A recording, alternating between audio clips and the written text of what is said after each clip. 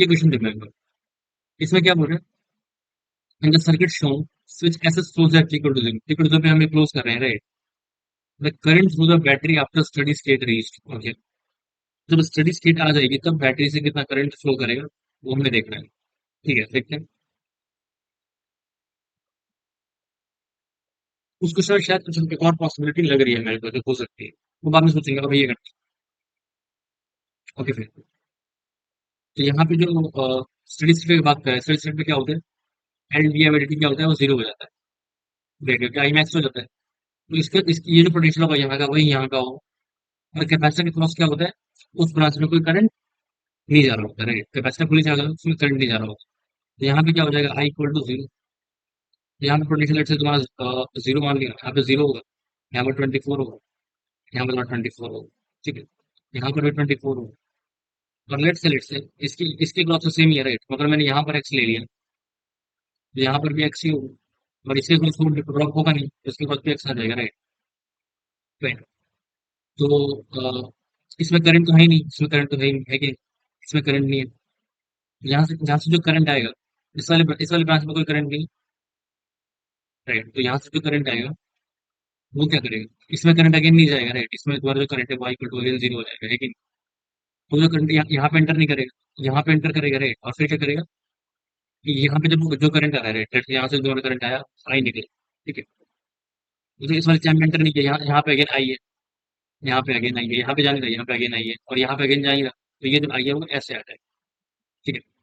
अब वो जो आई है इस वाले ब्रांच के थ्रू जाएगा, और बेसिकली तुम ऐसा देख लो कि यहाँ पे जो है, यहाँ पे आई आ रहा है, राइट?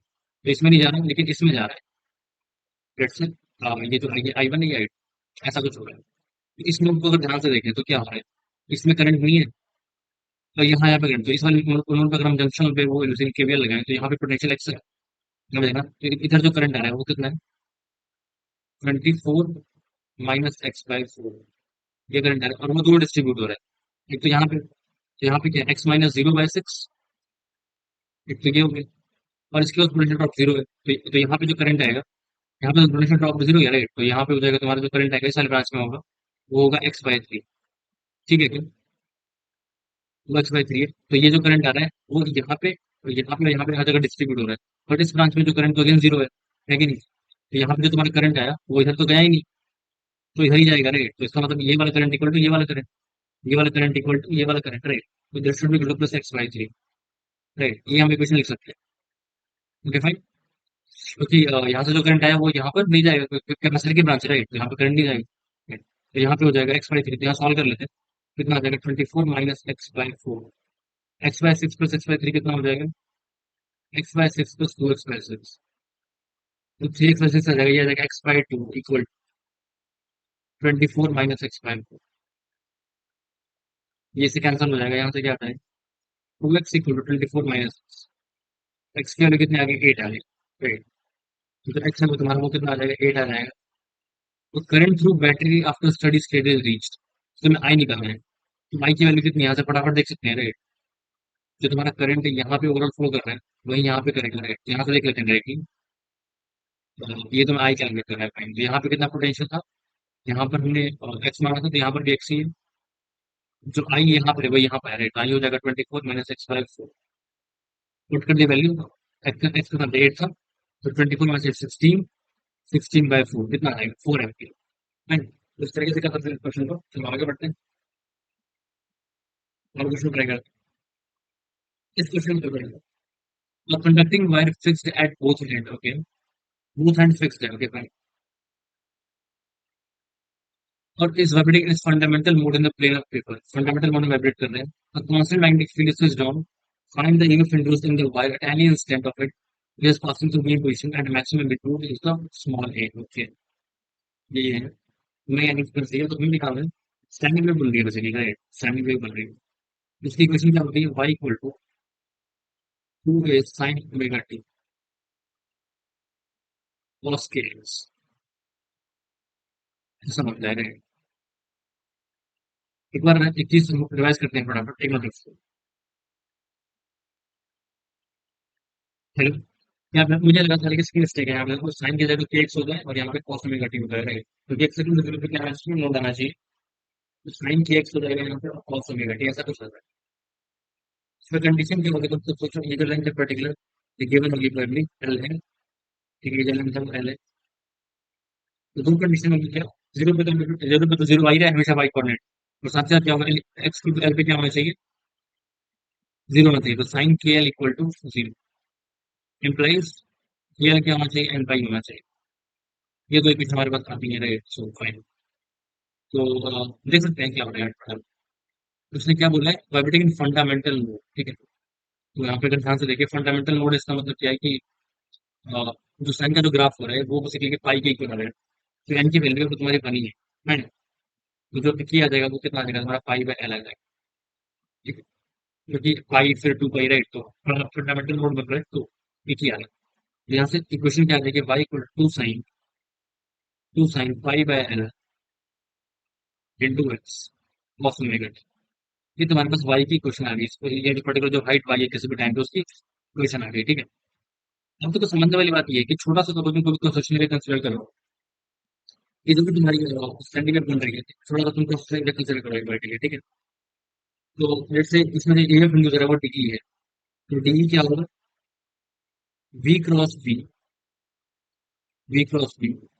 डॉट डी एल, ये हो गया, right? V cross B dot D L. तो तुम्हारी जो वेलोसिटी है वो इधर की तरफ, आई मीन वेलोसिटी इधर की तरफ है, अभी देख लेते हैं, सॉरी। जो डीएल है वो इधर की तरफ है, मैग्नेटिक फील्ड अंदर की तरफ है, और जो पार्टिकल की जो वेलोसिटी आएगी वो ऊपर या नीचे आएगी। तो आप ये तो समझ आते ही होगा, है कि नहीं? तो तीनों परपेंडिकुलर तो है। तो जो ईएमएफ आएगा डी वो क्या आ जाएगा, तो सिंपली बी भी डीएल ही लेना है, क्योंकि दिक्कत की बात। और क्योंकि थीटा काफी छोटा है, वेरी स्मॉल एम्पलीट्यूड है कि नहीं, तो इसका मतलब ये हो गया कि जो डीएल होगा वो लगभग क्या हो जाएगा, वैसे तो डीएक्स से थीटा आता है, बट क्योंकि काफी छोटा है, थीटा लगभग जीरो ही हो जाएगा। तो डी क्या आ जाएगा तुम्हारा, वो आ जाएगा वी वी डी एक्स। अब समझने वाली बात ये है कि जो वेलोसिटी है वो इंस्टेंटेनियस है, हर पार्टिकल की अलग अलग होगी।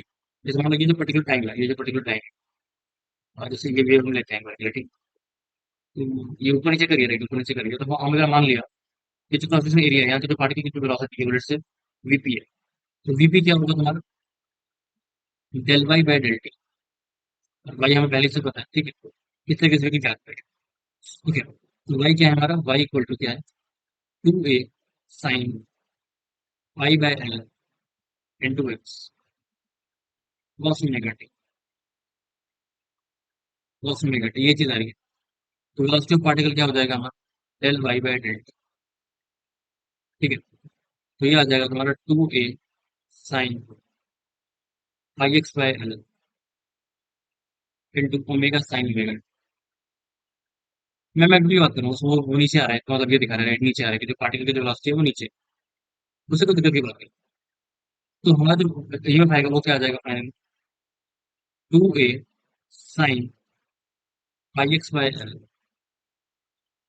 Omega sine omega T, great. ये तुम्हारा बी हो गया into B into D X. ये एलिमेंटल ईएमएफ आएगा, थोड़ा सा ही।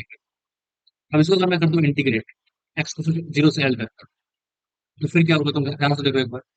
जो चीजें हैं मैं बाहर निकाला, two A B omega sine omega T,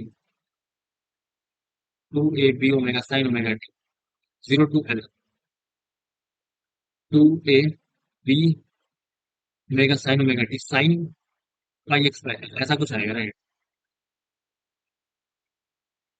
sine pi X by L D x.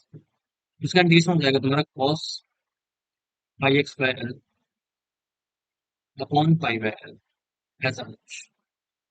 और जो लिमिट है तुम्हारी वो है जीरो से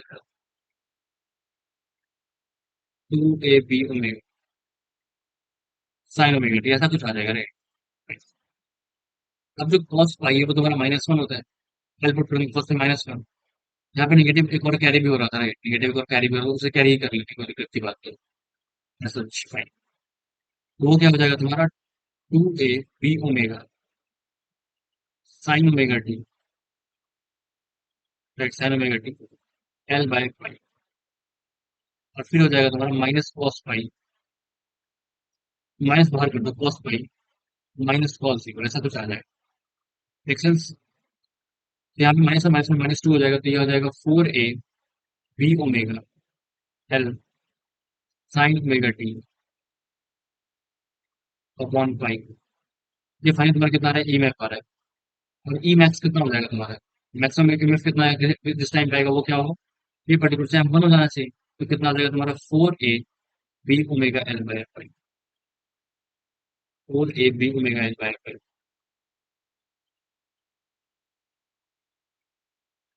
okay. 4a b omega l by five. जो मैक्सिमम एम्पलीट्यूड दे रखा है उसमें थोड़ी सी गलती है प्रवीण। उन्होंने 2a लिया है, बट इन्होंने बोला where a is the maximum amplitude. ये जो है तुम्हारा, जो मैक्सिमम एम्पलीट्यूड है वो तुम्हारा 2a नहीं है। इसका मतलब आई मीन जो टू कैपिटल ए है उसकी वैल्यू कितनी है? स्मॉल ए। तो जो मैक्सिमम हाइट पॉसिबल है इनके अकॉर्डिंग वो ए है। तो जो टू इंटू कैपिटल ए उसकी जगह हम क्या कर सकते हैं? स्मॉल कर सकते हैं। तो मैंने कितना आ जाएगा? टू कैपिटल ए की वैल्यू क्या रखोगे? स्मॉल ए रखोगे। तो कितना आ जाएगा तुम्हारा? B omega l a small a by by. ये अपना आंसर है, ठीक। Two b omega l a by by. तो ऑप्शन नंबर डी इस तरह आई की जगह स्मॉल था, कोई दिक्कत की बात नहीं, काफी अच्छा क्वेश्चन। फाइन, आगे बढ़ते हैं।